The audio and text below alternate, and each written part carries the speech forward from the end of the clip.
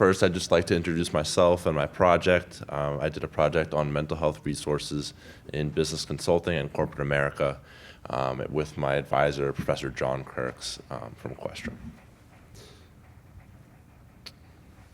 And there's a little fun.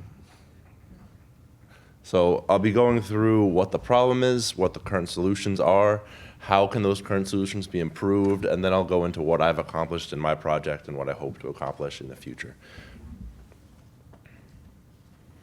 Now, mental health significantly impacts the industry, and depression is a major factor alone, causing billions of dollars of lost efficiency and lost due to the workforce. And several factors contribute to these mental health issues in the workplace, including like job design, workload, control over what you're doing. And a lot of this comes from managers as well. So if you have a lack of control over what job you're doing, and you get a little bit mixed up. Now, the stigma around mental health in the professional services industry remains very high, hindering open discussion about these types of mental health issues and the access to the necessary resources. And so effective solutions must improve job flexibility and modernizing health insurance to cover mental health, as well as just access and initiating mental health like communication programs.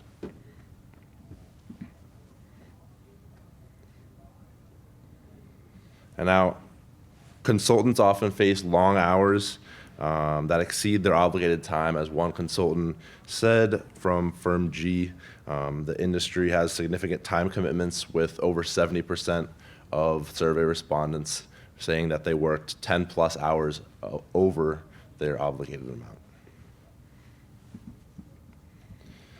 This is also furthered from demands from clients as they significantly stress out consultants. Multiple sources have highlighted how client expectations can unrealistically influence deadlines and daily work schedules, which add substantial pressure to this type of job.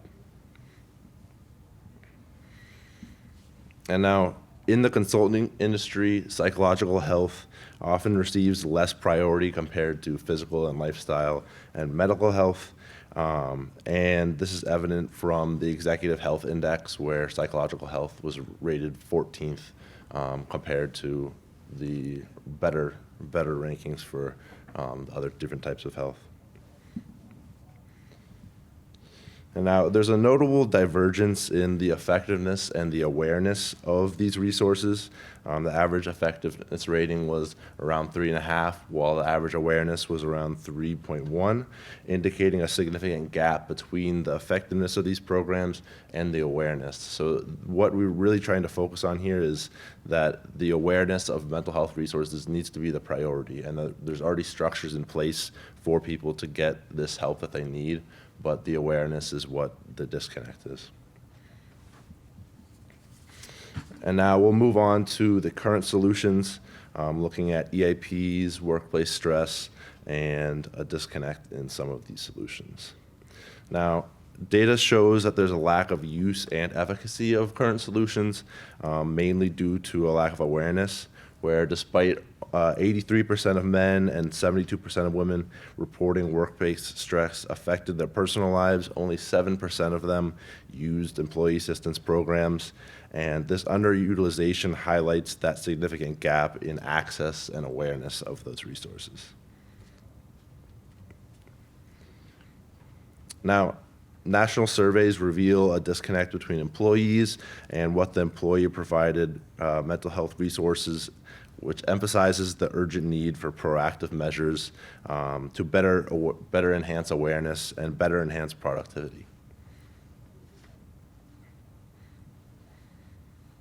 And now, feedback from professionals shows a clear desire for more support and recognition of mental health in the workplace, using organizations to prioritize effective investment and interventions and resource accessibility. A lot of these resources such as EAPs, are widely implemented but are not used as much, whereas some of the more scarcely implemented resources, such as employer-supported extracurricular activities, is used a wide amount, but is still scarcely implemented in the industry. Now, to bridge the gap in the mental health resource awareness, it's critical to adopt partner-led and sponsor initiatives that emphasize and prioritize a top-down approach, so coming from the managers and the higher-ups, to ensure that there's effective addressing of mental health concerns. And now, offering mental health resources not only exists as an employee retention, but also attracts new talent. Happy employees are 13% more productive, showcasing the immense benefits of supportive health practices. And now we'll move on to how these current solutions can be improved. While current programs exist, the effectiveness is limited by a lack of education and awareness, and expanding these programs and enhancing flexibility are essential steps towards improving mental health support in workplaces. And now, addressing mental health crises in the workplace is critical. It's important for mental health issues that are not reflected in performance reviews and not impacting in long-term career trajectories negatively. Most professionals support this leniency in performance evaluations for those affected by mental health crises. And now, to effectively support mental health, organizations should implement flexible work policies, manageable workloads, and comprehensive mental health training. Initiatives should also include modern health insurance that covers mental health visits and proactive mental health awareness campaigns for their employees. Now I'll move on to what I've accomplished throughout this project. To date, I have conducted interviews, and I have interviewed industry experts as well as mental health professionals and identified a couple key areas for improvement. And now going forward, I'll continue to refine my study, increase its reach, and present my findings. And I'm hoping to continue to present and continue to gather data from these consultants to kind of refine my scope and maybe even push the scope down into just a couple different companies or a couple different types of companies.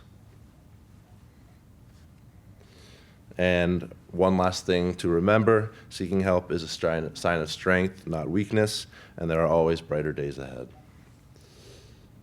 So if you or someone you know is feeling overwhelmed, help is available, and here are some resources that you can reach out to for support. All of those phone lines are available 24/7, and there's a couple other resources up there that are great. Thank you all for listening, and I'm open to questions.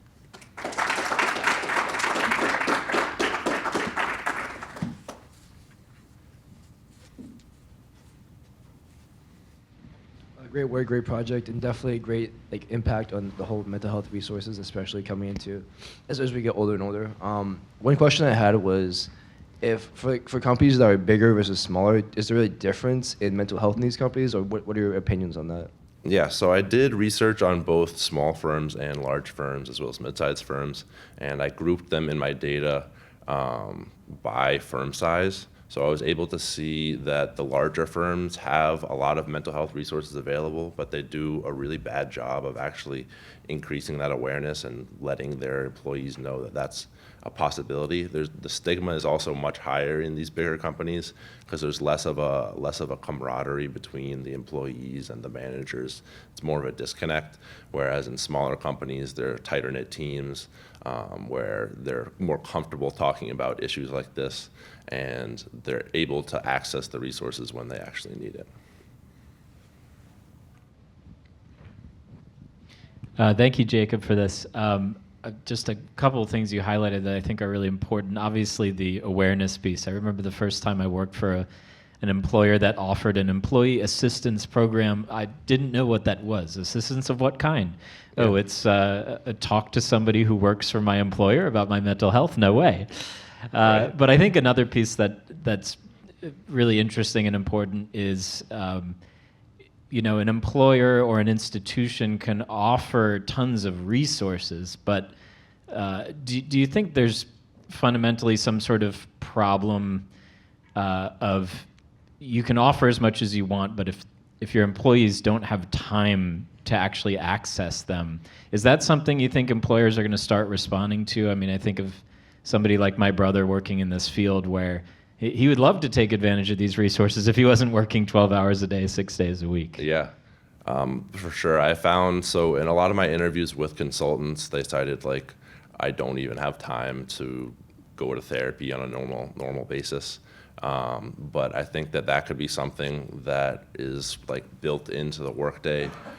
If a consultant or if a lawyer needs that time to take for themselves, that they should be able to have like a certain number of like personal hours in the day, kind of like shortening like the days off, but adding in like a little bit more support there, I guess.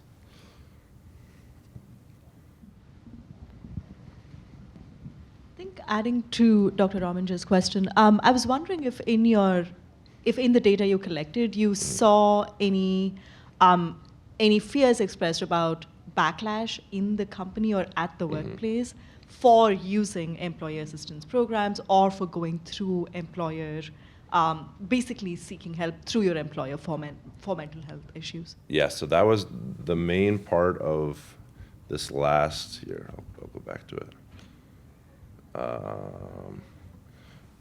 Here, where you're looking at how employers deal with mental health crises and the leniency that they support on performance reviews, or the time off that they may have to take, how that affects their career trajectory. And that was one of the things that I found really difficult, because when, let's say you're working on a team of 5 people and somebody has a mental health crisis, and they have to take a leave of absence. How do you replace that work that that employee was going to do? Do you just push it on to the other 4 members of the team? Do you rotate somebody else into that team so that they can take on their workload?